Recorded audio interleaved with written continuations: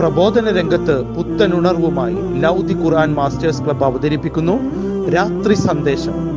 എന്നും രാത്രി 9 മണിക്ക് യൂട്യൂബിലൂടെ പ്രസംഗ പരിശീലന കളരിയിലെ പഠിതാക്കൾ നിങ്ങൾക്കായി ഒരുക്കുന്നു. കേൾക്കുക, പ്രബുദ്ധരാവുക, മറ്റുള്ളവരിലേക്ക് എത്തിക്കുക.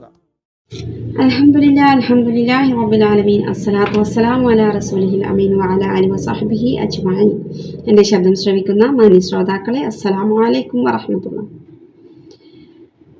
ഇന്ന് ഞാൻ നിങ്ങൾക്ക് മുന്നിൽ സംസാരിക്കാൻ ഉദ്ദേശിക്കുന്നത് ഇസ്ലാമിക ചരിത്രത്തിലെ സമാനതകളില്ലാത്ത ത്യാഗമനോഭാവത്തിൻ്റെ മഹാനായ ഇബ്രാഹിം നബി അലൈഹിസ്സലാമയുടെ പത്നിയും ഇസ്മായിൽ നബിയുടെ മാതാവുമായ ഹാജറ ബീവിയെ കുറിച്ചാണ്.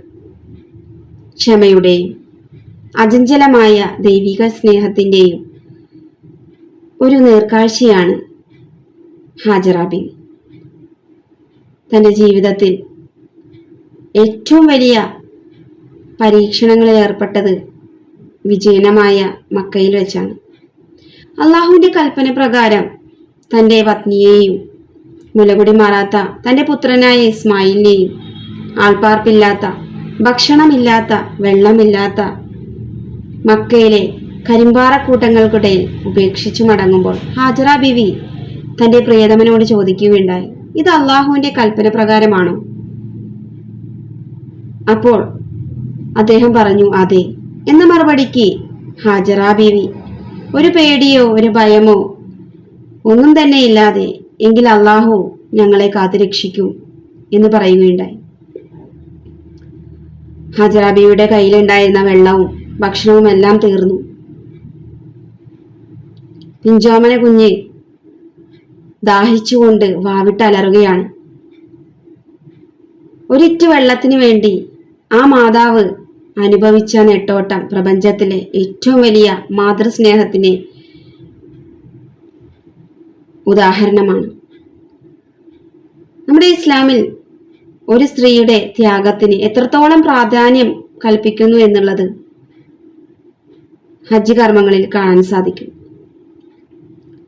ഒരൽപ്പം വെള്ളത്തിന് വേണ്ടി സഫാ മർവകൾക്കിടയിൽ ഹാജറ ബീവി ഓടിയ ആ ഒരു പ്രവൃത്തിക്ക് സായി എന്ന് പേരിട്ടുകൊണ്ട് അള്ളാഹു സുബ്ഹാനഹു തആല ഹജ്ജ് ഉംറ കർമ്മങ്ങളിൽ അത് നിർബന്ധമാക്കി. ലോകമെമ്പാടുമുള്ള രാജാക്കന്മാരും പണ്ഡിതന്മാരും സമ്പന്നരും മൺമറഞ്ഞുപോയ ഹാജറ ബീവിയുടെ കാൽപ്പാടുകളെ പിന്തുടർന്നുകൊണ്ട് ഇന്നും ഓടിക്കൊണ്ടിരിക്കുന്നു. അത്രയേറെ പ്രാധാന്യം അർഹിക്കുന്നുണ്ട് ഒരു സ്ത്രീയുടെ ത്യാഗത്തിന് ഇസ്ലാമിൽ. അൽഹംദുലില്ലാഹ്, ഇതുപോലെ ഹാജറ ബീവിയുടെ പാത പിന്തുടർന്നുകൊണ്ട് ഇസ്ലാമിൽ പറഞ്ഞ പ്രകാരം ക്ഷമയോടുകൂടിയും അള്ളാഹുവിനെ മാത്രം വിശ്വസിച്ചുകൊണ്ട് ജീവിക്കാൻ നമുക്ക് ഏവർക്കും സാധിക്കട്ടെ.